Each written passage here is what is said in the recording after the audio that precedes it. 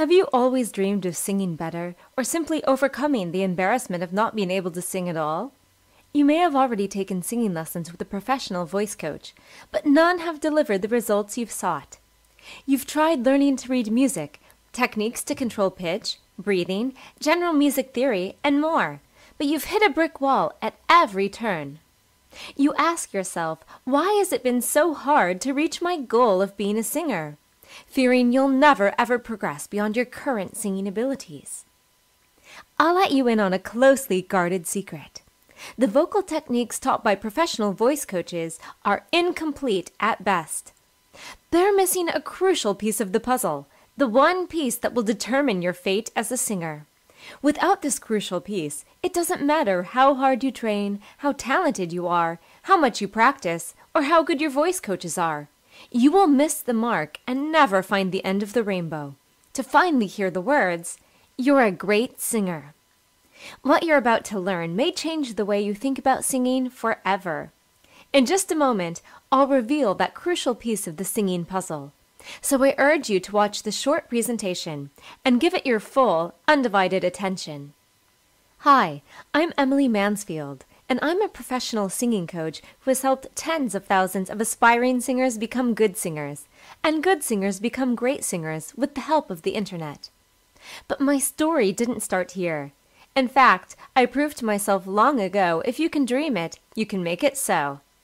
I can recall singing passionately to the tunes of popular Disney musicals as a child. But an incident happened early on in my singing career that would change my destiny.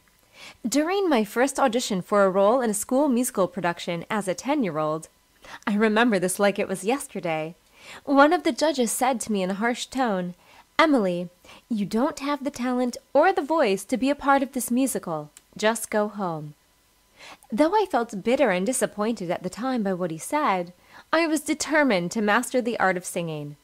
It was my good fortune to have parents who were supportive of my dreams and fund my singing lessons. I gradually improved and became involved in the church choir. I was regarded as one of the better singers amongst my peers. A few years back, I was nominated to take the lead in our high school musical and went to the audition that happened 2 days later. During the audition, I froze for some unknown reason, and I sang well below my ability. I was so embarrassed. The thoughts of me being judged as a poor singer when I was 10 years old suddenly came flooding back.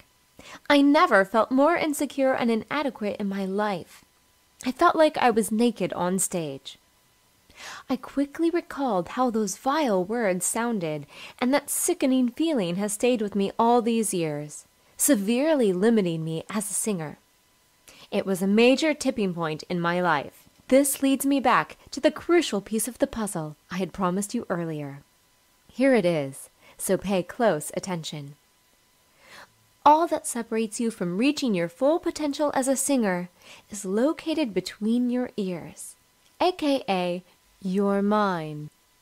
When I say your mind, I am referring to the mind blocks that hold you back from achieving vocal mastery.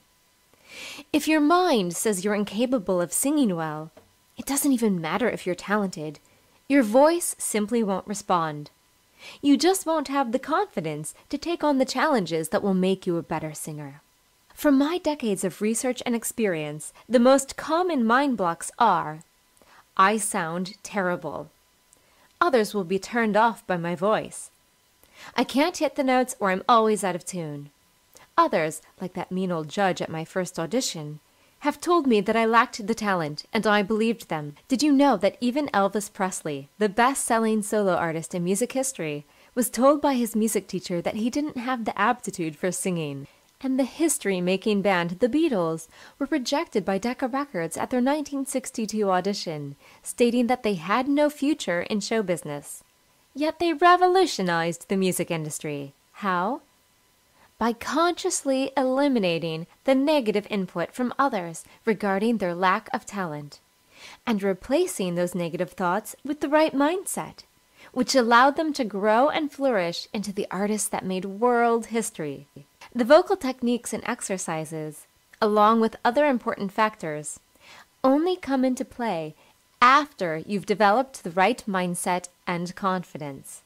After hours upon hours of working on my mindset, The poison in my mind that threatened to derail my dreams was neutralized and replaced with empowering personal conviction that propelled my confidence. Using the combination of trial and error of the best practices in technique and training, my vocal abilities and confidence grew with every passing day. Eventually, I began teaching others how to master singing, and many have achieved tremendous results. I've since packaged the powerful mind methods, technology, software, techniques, and closely guarded secrets from years of research into the most comprehensive vocal coaching program, the Singorama 2.0 system. Over the last 7 years, the Singorama system has helped tens of thousands of people who could barely hum a tune to professional singers ready to cut their next record deal. The Singorama 2.0 system is like having a decade of world-class singing coaching experience in the palm of your hand. It's designed to help you progress each step of the way.